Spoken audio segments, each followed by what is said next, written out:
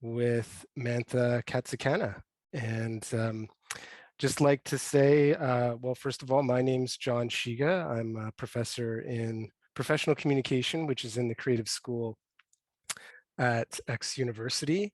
And this event is supported by Biblioteka Records, the Creative School at X University, and the X University Sound Studies Collective. And we have the lead on the Sound Studies Collective with us tonight as well, Stacy Copeland, who will be monitoring the chat and looking at comments and questions from all of you. Before we get started, I just wanted to do our land acknowledgement, and then we'll move on with the session. So this is the land acknowledgement that we have at X University, but I invite you to reflect on the land that you are on, where you're joining this session from. Toronto is in the Dish with One Spoon territory. The Dish with One Spoon is a treaty between the Anishinaabe, Mississaugas, and Haudenosaunee that bound them to share the territory and protect the land. Subsequent Indigenous nations and peoples, Europeans, and all newcomers have been invited into this treaty in the spirit of peace, friendship, and respect. So again, thanks for joining us. I'm really looking forward to this session. It's been in the works. We've been planning this for quite a long time now. And I do want to turn it over now to my collaborator on this project, Sophie Mikhailova, who's the founder of Biblioteka Records, to say a few words and introduce Mantha. Sophie. Hi, John. Thank you so much for introduction. As always, it's always a pleasure working together. So my name is Sophie. I am, like mentioned, the founder of Biblioteka Records, which is an independent record label focused on experimental music, mostly from women and queer people and non-binary people. It's been around since 2017. We've released over 80 projects and vinyl records and all sorts of exciting stuff. Mantha is one of our artists. We released her album with a ceremonial drift in late 2021. It's a beautiful ambient field recording collection, so definitely check it out. I will be pasting that Bandcamp link in the chat so you can go and hop on that and buy yourself a very limited edition cassette if you so choose. And I am not going to introduce Mantha because she can introduce herself, but I just want to say thank you, John, for, as always, collaborating with myself and Biblioteka Records. This is, I think, is our third or maybe fourth workshop that we've done, and they're always so successful and so interesting. So if you like this and you like more of this stuff after the workshop, definitely be sure to follow us on all of our socials because there will be hopefully more in the future. And I thank you, Stacy, for the collaboration as well. And thank you, Mantha, for all the hard work that you've put into this workshop. And I will now mute myself and I will paste that Bandcamp link and I will turn it on over to you. I hope you guys like it. Thank you. In this workshop, we're going to see basically a critical history of field recordings in the context of decolonizing knowledges and methodologies and this particular practice as in field recordings and practices of listening. Also, we will see kind of an overview of specific works of collectives, Indigenous artists, as well as my own work and other kind of important projects that showcase what we can do in field recordings besides the aesthetics of sound, as sometimes it is approached. And also we will talk about certain kind of approaches to listening and to a more artistic process that includes field recordings. And then kind of see a more kind of practical aspect of how can we get started, what can we record and with what kind of mics, and how we can edit all those recordings that we have. And of course, we'll have kind of a half an hour at the end to have questions. I want you all to think about an important sound to you, and then think about what is that sound? And you can write that on the chat room. Where can you hear that sound? And when do you hear it?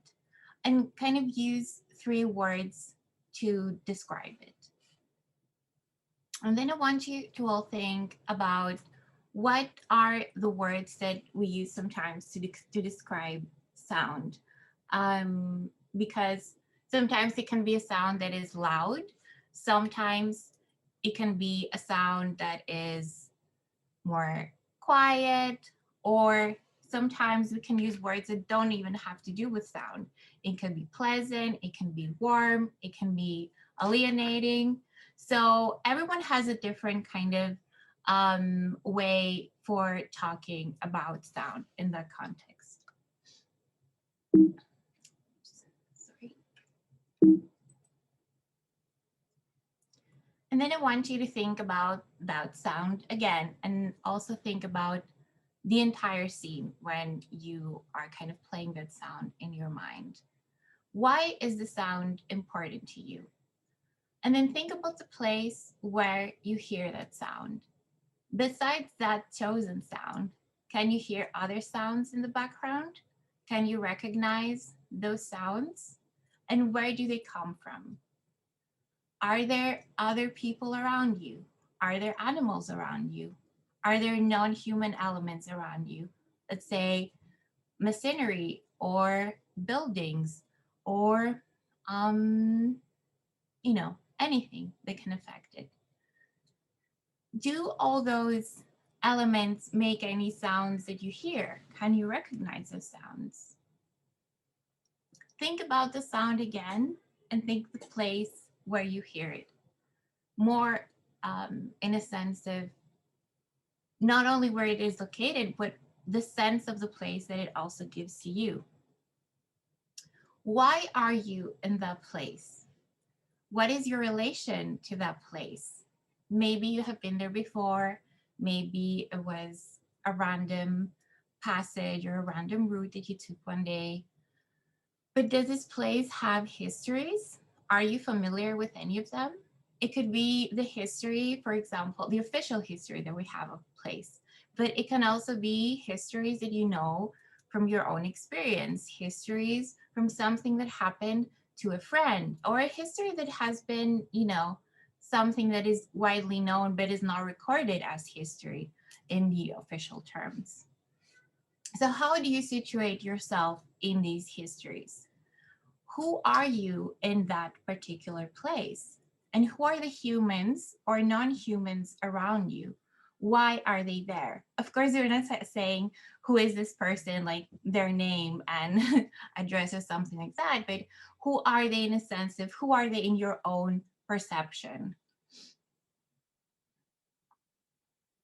So keeping that kind of exercise in your mind throughout this workshop, I want you to kind of play it again and again in certain points where you think it is fitting in order to kind of think about your own sonic memories and your own sonic knowledges. And something that I want us to see before we start talking about field recordings is the difference between hearing and listening. So hearing can be described as kind of, I would call it an autopilot that we have of the sense of hearing. So when you are outside, for example, you hear everything that is in your perception. But when we say listen, we mean that it's something more targeted. And when you're hearing this, this kind of cluster of sounds, listening is one specific sound that will take your attention, that will grab your attention and kind of be interpreted in your mind and maybe be connected with sonic memories and sonic knowledges. And I want us to see now see and watch and hear basically this clip that I took from my neighborhood in Athens. This is downtown Athens, but I want you to kind of notice how the buildings are very densely built and what is the sounds that we're hearing. And also based on sonic knowledges and memories that you might have that might not be similar to these, kind of think about if the sounds that you will hear now were the sounds that you would expect in such a densely built urban environment.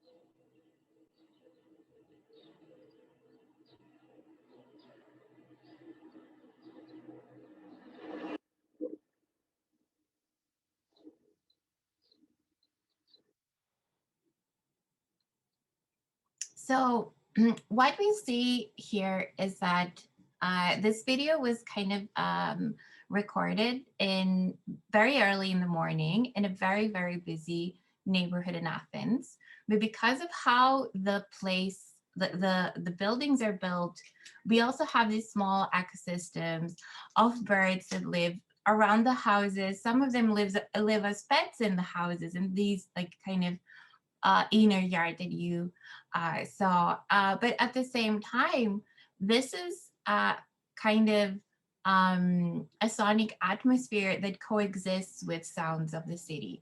And at the same time, if you would listen to a recording later during the day, you would also hear people's voices and private discussions from their apartments, because their apartments are so close to each other and everyone has their windows open. So when we're talking about sonic knowledge and sonic memories, it's not only about our own immediate experiences, but things that have been kind of imprinted in our minds from not only things that we see around us and we hear, but also from representations of those things. This was a representation of something that happens in a place that you might never have been there. But at the same time, for some of you, it might be something familiar. So sonic memories and sonic knowledges are things that help us kind of navigate the world, but also show us that sound has a social meaning. Sound is relational and can be also seen as a social process, because what makes sound and noise have their meaning in the first place is the sonic and cultural context against or alongside the sound emerges, as Kelman writes. But again, as I said, we have different traditions and practices of listening. We have different meanings of sonic exchanges. And sometimes this also relates to different ideas of the private and the public, different ideas and meanings behind loudness and silence, and different relations to the meaning of specific places. So sound is not just an event and not just heard, but it's also an entire experience that we can sense in our body and our skin as a vibration, but also through the concept of affect that I will explain later on in other cultural and historical connotations. So if we talk about sound and beyond and kind of talk about space, place, and affect, place is kind of the idea that space is not this void where things just happen. Place is basically the space with all the attached meanings, histories, and the social production of these kind of spatial arrangements that we live in.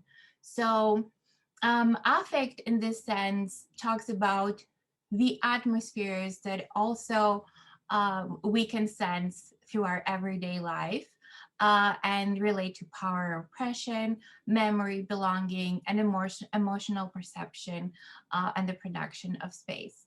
So through affect, basically we can talk about how and why a sound feels like a specific way to each one of us, and what kind of emotions and thoughts it triggers. That kind of process can be described as affect.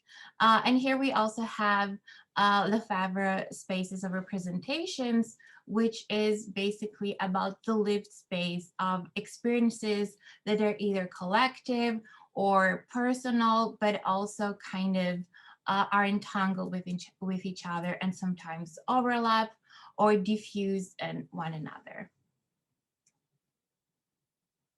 So in this context, field recording is often described as a found sound, kind of a recording of a found sound, that it means that it's not recorded in the studio. It is recorded by humans through recording devices, but is found outside in the world. And it implies kind of that there is this minimal interference with the sonic environment and the kind of sonic event that we're recording.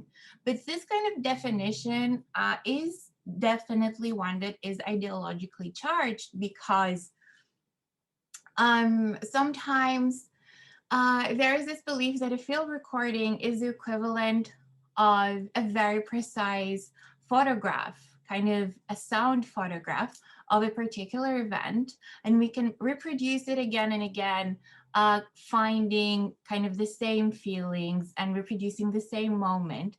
But the thing is that, as with photography or film, field recordings are also representations of reality, and they are made by a person who is there, who is recording, who is setting up the entire scene for the recording, and thus they are a narrative about sound and a discourse on sound, and not exactly a reality. So for me, this is kind of a first step in kind of not admitting and kind of realizing that field recording, while it has been depicted as a kind of a scientific method of kind of pure representation, is actually a discourse on reality, and not exactly so innocent or pure as it has been talked about.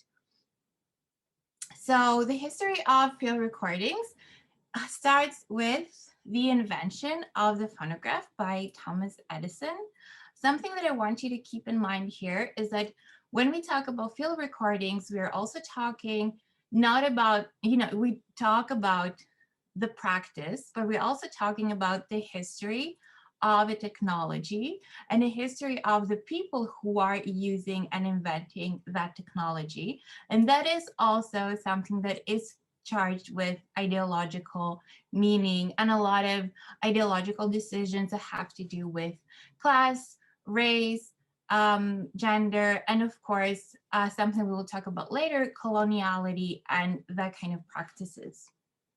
We see that the people who actually had access to these technologies in order to do that approached their subjects of recording in a very particular way that was rooted in colonial practices and kind of assumptions about the world and what it is the pure or valued or exotic. And at the same time, we have this effort of the recorder to kind of disappear from the entire scene with kind of the minimal interference. But actually what was happening, it was that we have a big amount of interference in the sense of who is curating what we hear and what we record, who is placing the microphones in specific ways, who is kind of setting the entire environment for this recording. And of course, later on, we have musique concrète in France, but also in the US, which also had kind of an approach to field recordings that was more based in the studio, kind of more intentionally finding sounds that were not musical instruments, but also found, but in a kind of mixed approach, I would say. And then, of course, In the 70s, we have a concept that I would say kind of has dominated the sound studies discipline, but also a lot of experimental music making approaches, and that is the soundscape. Something that I find very interesting is that the soundscape, as it has been used throughout the years, is kind of far from the original meaning and even kind of the original intention of Murray Safer. And this is because as a sound, like as a concept, I think it kind of was used and abused and kind of it is one of these kind of traveling concepts that take a different meaning sometimes depending on who uses it, and there was no kind of commitment to the initial purpose. One moment. Oh, this is Lomax that we talked about doing a recording in Dominica. But also with the World Soundscape Project, the big problem, and particularly in what happened in the Sounds of Canada, that was that there was this idea that the soundscape of let's say the cities and the industrial kind of lifestyle was something that was noise pollution. And there was this idea of this search of a pristine and kind of pure soundscape that is calming, that is also connected with, let's say, health, kind of, wellness. And that actually was the preference of the recordists and not kind of an accurate depiction of what was exactly the sounds that somebody could experience, let's say, in Canadian cities. So in the 70s when it happened. So the soundscape as a concept was very ideologically charged with kind of an hierarchy of what are the sounds that we should hear and what are the sounds that we should mute. But in this entire kind of hierarchy, for example, while church bells from certain villages were seen, were recorded and presented as kind of a culture that should be preserved. At the same time, there was no consideration of, let's say, residential schools and what that kind of sound could mean for survivors. Or at the same time, there were no recordings of Indigenous people in the, like the Sounds of Canada, as it was called. So there was kind of a more, I would say, filtered perception of an imagined past that was not exactly even how can I say this? That was not exactly even there in the first place in some cases, and it was more kind of reproduced through kind of narrow perceptions of place and history, in my opinion, but also kind of impacted by this quest of finding the melody and the harmony in the nature, which is also kind of a fetishization of nature and nature as performing for the human ear, and not kind of an approach of symbiosis that we will see from Indigenous methodologies and kind of Indigenous methodologies and mentalities on how to coexist with the environment, and not to an extractive relationship that we often see in the history of field recordings and basically all the disciplines that we have, such as geography, ethnography, anthropology, that were primarily kind of developed also to map out what was happening in countries and territories that had been colonized. So let's keep that in mind, in a sense of what are the kind of complex power dynamics that we're also part of as students, as consumers of media and content, or even as just somebody who is living and profiting on of the land that has been colonized, and we still live in this kind of coloniality, as we will see here, and especially coloniality of knowledge, as it is characterized by Tlastanova, which is a post-socialist feminist, and I will talk about it in a while. So we have this preference on sounds, and noises are also seen as something bad, and it is informed by languages or social positions of others that maybe the recorder cannot understand. So it all sounds like noise and then is muted or taken, edited out of the recording. But also, this is kind of what is a white supremacist representation of harmony in that context. So basically, what, let's see here, a moment, what might be a decolonial practice of listening? So I would say the first step for me is to actually find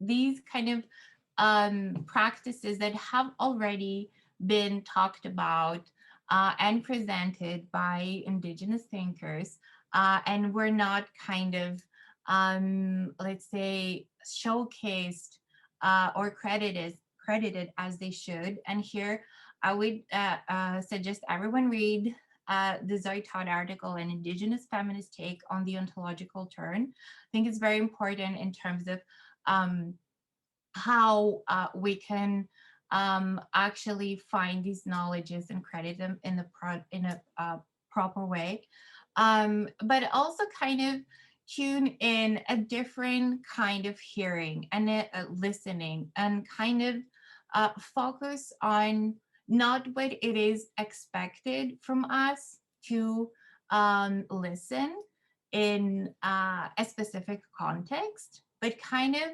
try to listen with our entire body, but also through a specific kind of consciousness. And this is one of the concepts that was developed in the 70s by Paulina Oliveros, listening in every possible way, through everything possible, to hear no matter what one is doing. And this was kind of an idea that Oliveros used not only in her everyday life, but also in experimental music composition through practices. Basically, she was doing these retreats where she was, where she was teaching people how to not only listen to the environment, but listen to the people around them, and kind of collaborating with them. And it was very much rooted in the idea that one cannot improvise if there is no care about what you're hearing around you, but also what you're hearing as a dialogue with the environment and the other people that are there with you. So these kind of practices, as well as, concepts such as decolonial feminism that you can see here. I have Françoise Verzès from France, who's like a scholar and a thinker that talks a lot about the multiplicity of decolonial feminisms and how it can take a different kind of form throughout the world, and not only in places that are seen as the global south, but also in places in the very heart of powers of countries that are considered colonial powers, and kind of have places or entire cities that we can see again the impact of these kind of the coloniality that is an ongoing process, and not something that happened in the past and now we kind of talk about it in that kind of way. The best approach is trial and error, go back, try again. And here there are some kind of clips from my own work and how I basically turned them to I use them as parts of my compositions in my album. So all of them, basically, there are two of them are from my the place where I grew up in a small village by the sea in Western Greece. And here you can listen to a bug that, sorry,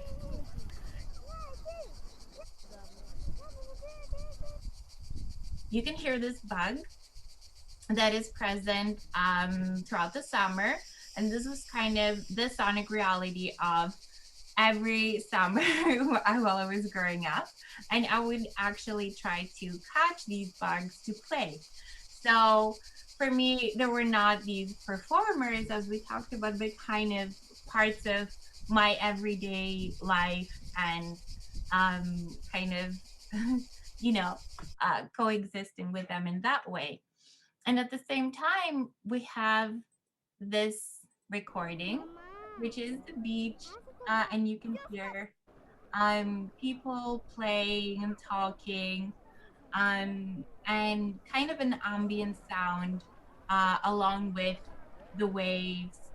And both of these were part, as I mentioned, of my everyday life, not only back then, but also now that I visit back home and my parents still live there.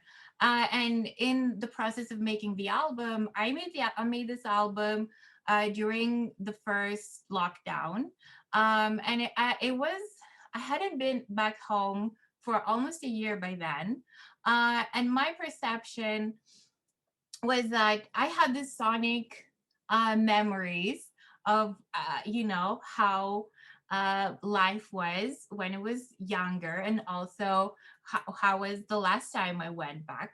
And then I had these field recordings that were kind of representations, but at the same time, through my sonic memories, all these recordings and kind of what I remembered were kind of morphed into one thing that was very blurry and kind of mixed with other representations and just memory and oblivion. So it turned out to be this track, which is basically a heavily distorted sound of both of these sound clips along with synthesizers.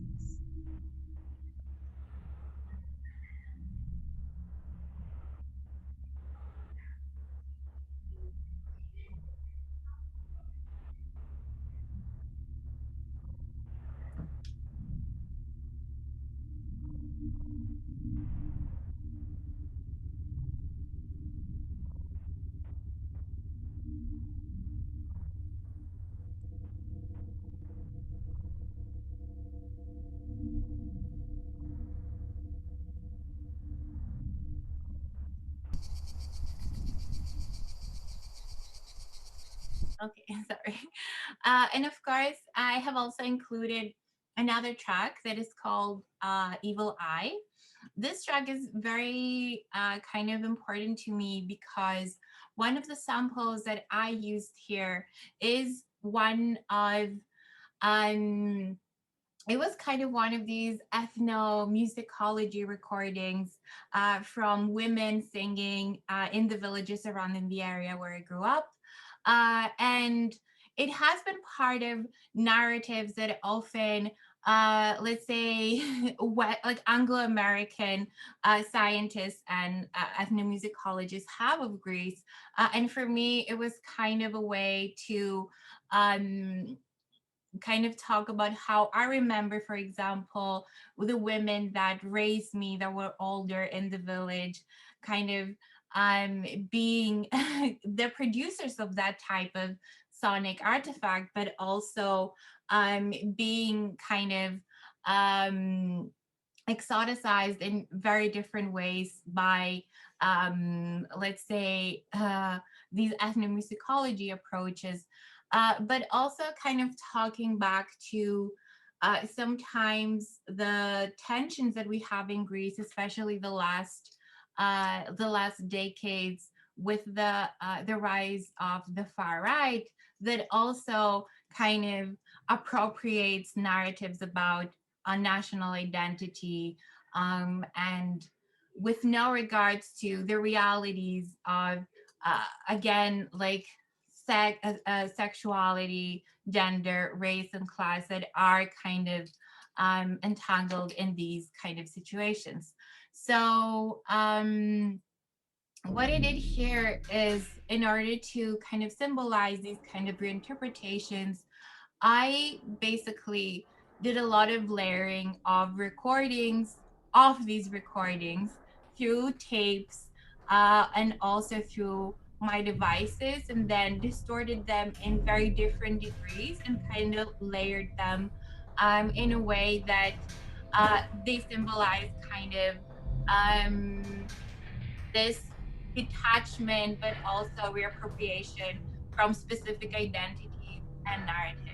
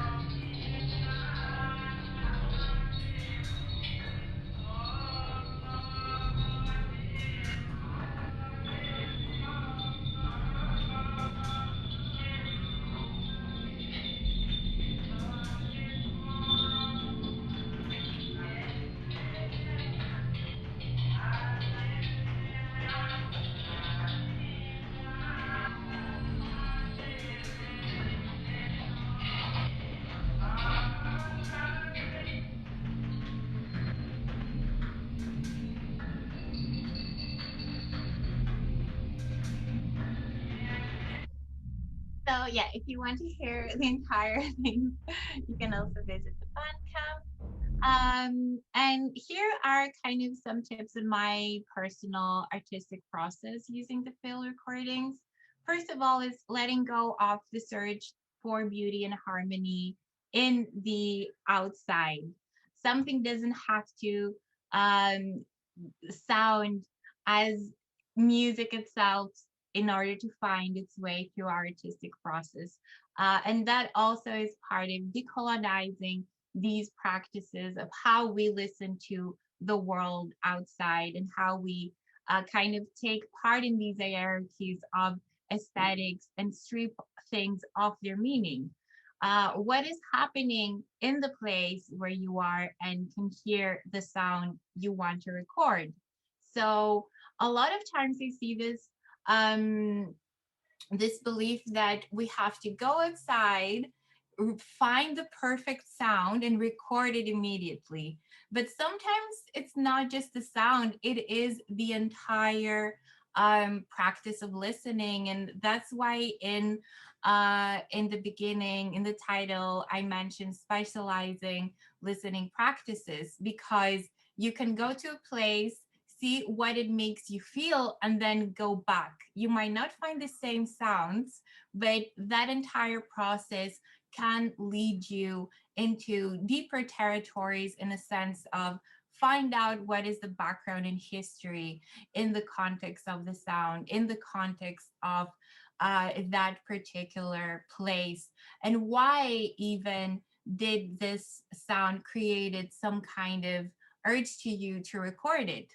Situate yourself in the recording. This can be breathing noises. Already our heartbeat is kind of part of the soundscape. It's just that we cannot hear it.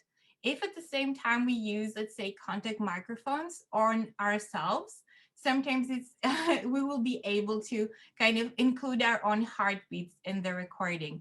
Because as I said, kind of disappearing from the recording is belongs to this tradition of a kind of seeing everything as in an eye of a god that is above everything and doesn't really participate. So think about that too. It can also be clicking noises that indicate that somebody holds a microphone somewhere there. But it can be also conceptual in the terms of how you situate yourself in the event of the sound you're recording or participating in. For me, recording, for example, the radio we were listening in the car was kind of a bigger practice of what I was doing at the time when I recorded, and not particularly based on the exact sound that I was listening as a form, like an aesthetic form. Again, research about the history of the place, the practices that you can find around you, then go again to that place and see how you listen, knowing those histories. Recording in this sense can be anything, as I mentioned. It can be you recording a recording that already exists, a recording of a recording, and so on. And in general, just let go of the belief that your field recordings should be pure, should be top-notch quality, and appealing to the ear as standalone sounds.